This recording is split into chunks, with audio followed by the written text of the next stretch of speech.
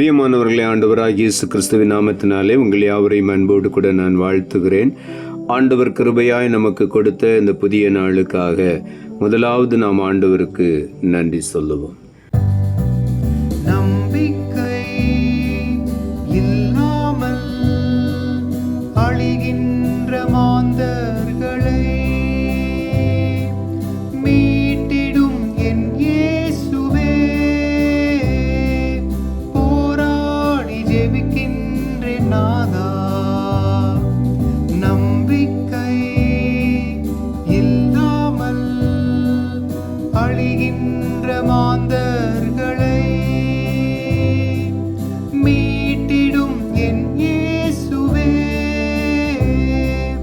போராடி ஜெபிக்கின்றேன் நாதா. இந்தன் ஜெப வேளை உம்மை தேடி வந்தேன், தேவா பதில் தாருமே. எந்தன் கோட்டை எந்தன் தஞ்சம் நீரே, உம்மை நான் நாடி வந்தேன்.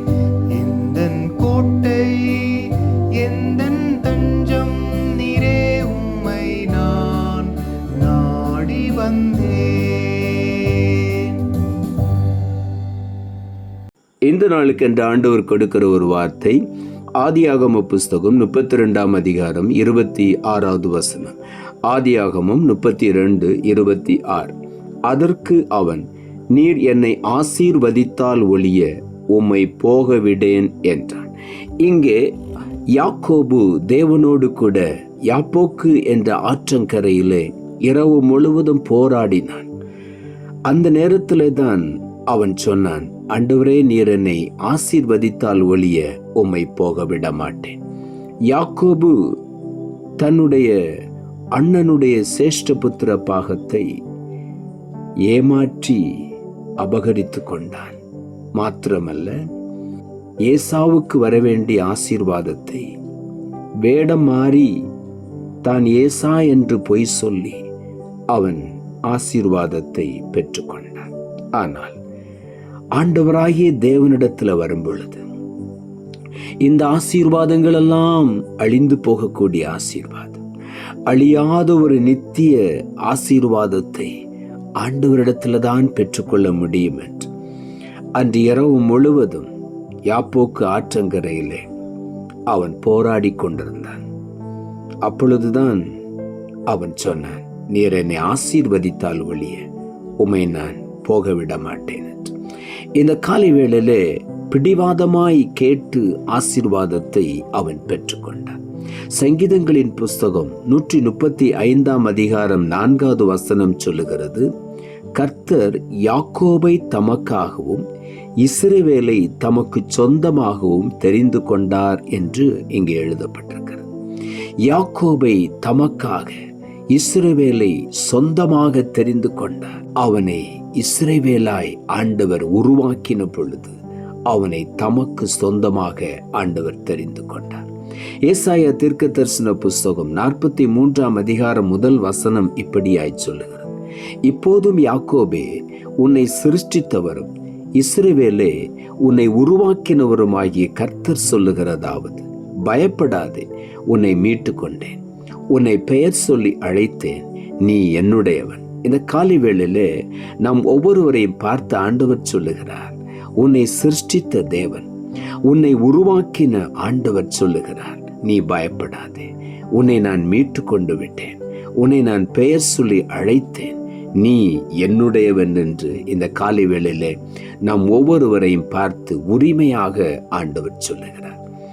என்னாகம புஸ்தகம் 24 அதிகாரம் 5வது வசனம் சொல்லுகிறது, யாக்கோபே உன் கூடாரங்களும் இஸ்ரவேலே உன் வாசஸ்தலங்களும் எவ்வளவு அழகானவைகள் என்று ஆண்டவரே சொல்லுகிறார். யாக்கோபுடைய கூடாரங்கள், இஸ்ரவேலுடைய வாசஸ்தலங்கள் அவ்வளவு அழகானவைகள் என்று ஆண்டவரே சொல்லுகிறார். இந்த யாக்கோபு ஒரு காலத்தில் அவன் ஏமாற்றுகிறவனாயிருந்தான். அண்ணனுடைய ஆசீர்வாதத்தை அவன் ஏமாற்றி சுதந்திரித்து கொண்டான். அப்பாவிடத்திலிருந்து வரக்கூடிய அண்ணனுக்கு வரவேண்டிய ஆசீர்வாதத்தை ஏமாற்றி வேஷம் மாறி அந்த ஆசீர்வாதத்தை அவன் பெற்றுக்கொண்டான். இந்த உலக ஆசீர்வாதங்களை எப்படியாயினும் நான் பெற்றுக்கொள்ளலாம். ஆனால் ஆண்டவருடைய சமூகத்தில் வரும் பொழுது ஆண்டவருடைய ஆசீர்வாதத்தை பெற்றுக்கொள்வதற்கு வேதம் சொல்லுகிறது, உண்மையுள்ள மனிதன் பரிபூரண ஆசீர்வாதங்களை பெற்றுக்கொள்வான். யாக்கோபு தகப்பனிடத்தில் போகும் பொழுது தகப்பன் கேட்டார், உன்னுடைய பெயர் என்ன என்று சொல்லி. அவன் ஏசா என்று அவனுடைய அண்ணனுடைய பெயரை சொன்னான். பொய் சொன்னான். நான் ஏசாதான் என்று சொல்லி அந்த ஆசீர்வாதத்தை பெற்றுக்கொண்டான். இப்பொழுது யாப்போக்கு ஆற்றங்கரையில போராடி கொண்டிருக்கும் பொழுது நடுராத்திரி வேளையில ஆண்டவர் அவனை பார்த்து கேட்கிறார், உன் பெயர் என்ன என்று சொல்லி. தகப்பன் கண் பார்வை மங்கி இருந்தபடியினால் யார் என்று கண்டு கொள்ள முடியவில்லை. அவன் நான் ஏசாதான் என்று சொன்னான். இப்பொழுது ஆண்டவர் கேட்கிறார், உன்னுடைய பெயர் என்ன என்று சொல்லி. ஆண்டவருடைய ஆசீர்வாதத்தை இழந்துவிடக்கூடாது. அவன் உள்ளத்தின் ஆழத்திலிருந்து உண்மையை சொல்லிவிட்டான். நான் யாக்கோபுதான், இன்னும் நான் யாக்கோபாகத்தான் இருக்கிறேன். உலகத்திலிருந்து வரக்கூடிய ஆசீர்வாதங்களை நான் சுதந்திரித்துக் கொண்டேன்.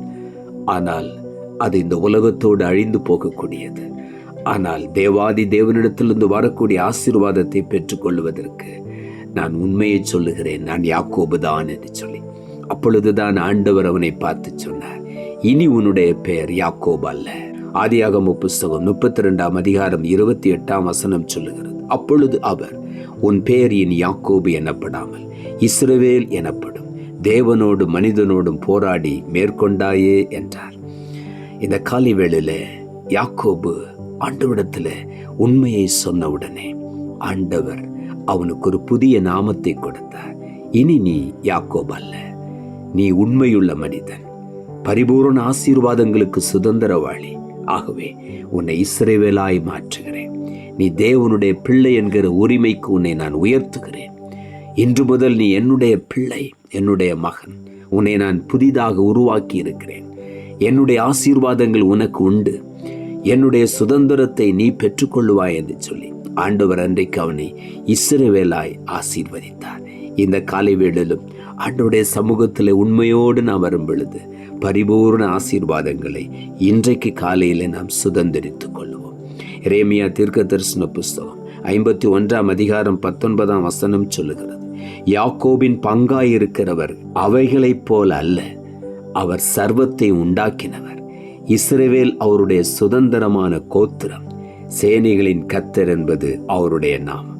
இன்று முதல் சேனைகளின் கர்த்தர் என்கிற நாமமுடையவர் நம்முடைய சுதந்திரமாயிருக்கிறார். அவர்தான் இஸ்ரவேல் என்று நம்மை அழைக்கிறவர்.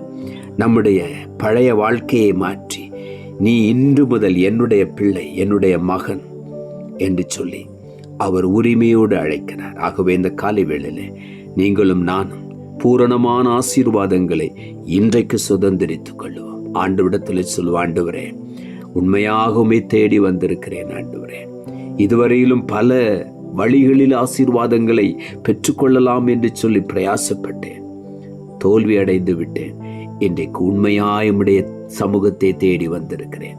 என்னை ஆசீர்வதித்தால் வழிய உம்மை நான் விடமாட்டேன் என்று இந்த காலை வேளையில ஆண்டவரிடத்துல சொல்லி, உண்மையை சொல்லி பரிபூர்ண ஆசீர்வாதங்களை நாம் ஒவ்வொருவரும் சுதந்திரித்துக் கொள்வோம். நிச்சயமாகவே கர்த்தர் நம்மை இஸ்ரவேலாய் மாற்றி இன்றைக்கு எல்லா ஆசீர்வாதங்களையும் சுதந்திரித்துக் கொள்ளுகிற சுதந்திரவாளியாய், அவருடைய பிள்ளையாய் நம்மை மாற்றுவார். நாம் ஜெபிப்போம். அன்புள்ள ஆண்டவரே, கிருபையா நீர் கொடுத்த இந்த புதிய நாளுக்காய் மறுபடியும் உமக்கு நன்றி செலுத்துகிறோம்.